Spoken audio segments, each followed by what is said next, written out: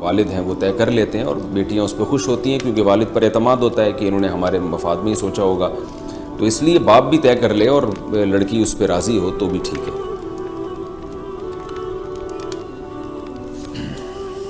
Dry clean سے کپڑے پاک، یہ ہو گیا تھا۔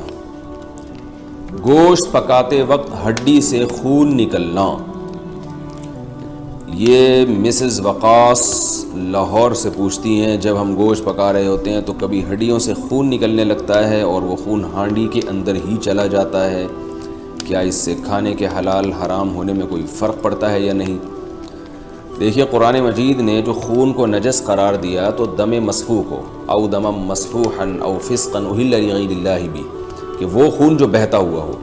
تو جب جانور کو ذبح کیا جاتا ہے اس وقت جو خون نکل رہا ہوتا ہے، بہہ رہا ہوتا ہے، وہ خون حرام ہے، ناجائز ہے، ناپاک ہے۔